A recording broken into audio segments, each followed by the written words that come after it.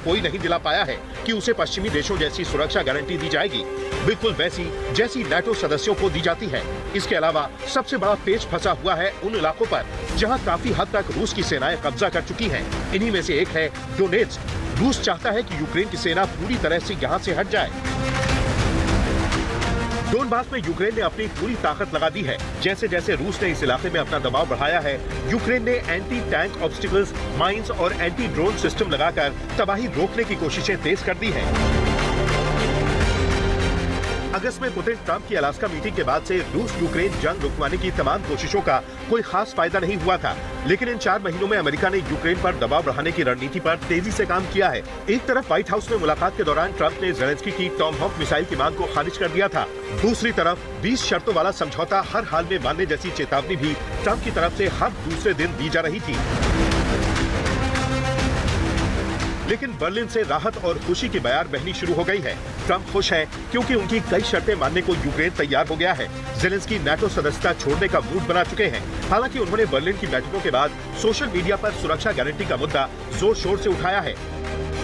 उनका कहना है कि हम सुरक्षा गारंटी पर चर्चा कर रहे हैं और युद्ध क्षेत्र में कोई भी कदम उठाने से पहले सेना और जनता दोनों को ये साफ तौर पर समझना होगा कि सुरक्षा गारंटी क्या होगी। ये बहुत अहम है। हम इस सब को लिखित रूप में देने पर काम कर रहे हैं और इसमें प्रगति हो रही है। सेना द्वारा तैयार किए गए विवरण काफी बेहतर लग रहे हैं। हालांकि ये केवल पहला मसौदा है। गेंद पूरी तरह से यूक्रेन के ताले में है क्योंकि जंग के इन सालों में सबसे ज्यादा नुकसान उसी का हुआ है। उसके शहर दर शहर तबाह हो चुके हैं। सैन्य ताकत कम हो रही है। रूस की सेनाएं तेजी से आगे बढ़ रही हैं और अमेरिका का दबाव लगातार बढ़ता जा रहा है। जाहिर है ट्रंप की 90% शर्तों पर हामी भर चुके ज़ेलेंस्की के पास बाकी 10% शर्तों को नकारने के विकल्प उतने धारदार अब बचे नहीं हैं। आज तक ब्यूरो। इस बीच एक बड़ी खबर आ रही है। रूस और यूक्रेन के युद्ध से जुड़ी यह खबर है। लगातार हमलों से आहत यूक्रेन ने एक बड़ा अंडर वाटर अटैक किया है और यूक्रेन ने दावा किया है कि इस युद्ध में पहली बार उसने पानी की सतह के नीचे से आक्रमण कर दुश्मन को भारी नुकसान पहुंचाया है।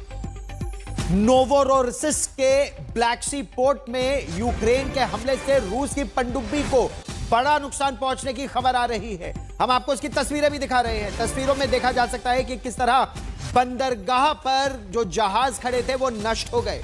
हालांकि रूस की जो ब्लैक सी फ्लीट है, प्रेस सर्विस के मुखिया ने दावा किया है कि यूक्रेन का हमला नाकाम रहा और दुश्मन के हमले से कोई नुकसान नहीं हुआ है। लेकिन बड़ा नुकसान करने का दावा यूक्रेन ने किया है। एक अंडर वाटर ड्रोन का इस्तेमाल किया है यूक्रेन ने।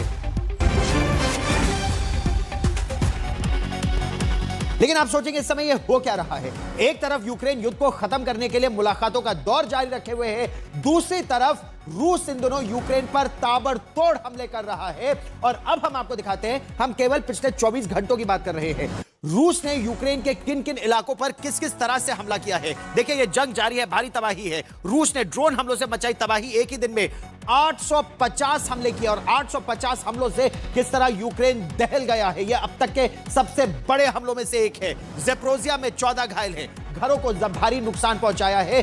ज़ेपोरिज़िया एक बहुत महत्वपूर्ण इलाका है। डेनिप्रो नदी की अगर बात करें, जिसको बॉर्डर बनाने की बात रूस कर रहा है, तो यह बहुत महत्वपूर्ण इलाका बन जाता है। सूमी में रूस का ड्रोन अटैक हुआ है। एक व्यक्ति की वहां मौत हो गई है। 62 साल के साइकिल सवार पर ही बम गिरा। तस्वीरें जो हम आपको लगातार दिखा रहे हैं। अब रिहायशी इलाकों पर भी हमले हो रहे हैं। जंग जारी। रूसी हमले में डेनिप्रोवोस्तोक का जो इलाका है, और ये डेनिप्रोवोस्तोक का जो इलाका है, इसमें 5 लोग घायल हो गए हैं। खरसोन में रूसी हमले में 6 लोग घायल हो गए हैं। यही वो इलाका है जहां पर रूस की सेना अब आगे बढ़ने की कोशिश कर रही है और यूक्रेन की सेना उन्हें रोकने का प्रयास कर रही है। हालांकि बहुत ज्यादा नुकसान यूक्रेन की सेना को हो रहा है। एनर्जी सेंटर पर एक ही हमले में रूस का तीसरा हमला। डोनेट्स्क और कीव में हमले से घंटों तक बिजली गायब रही। आप ये सोचिए कि अगर कीव जो यूक्रेन की राजधानी है वहां पर बिजली गायब हो जाती है तो ये कितनी बड़ी घटना है इस समय यूक्रेन के लिए।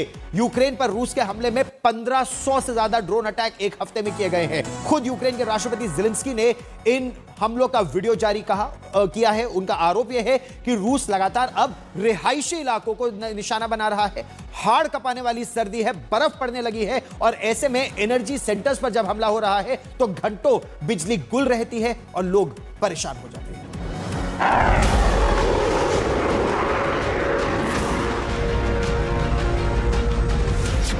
रूस ने ताबड़तोड़ हमलों से यूक्रेन में मचाई तबाही। नाटो में शामिल होने की जिद छोड़ेगा यूक्रेन। यूक्रेन में तबाही की ये तस्वीरें राष्ट्रपति जेलेंस्की ने अपने सोशल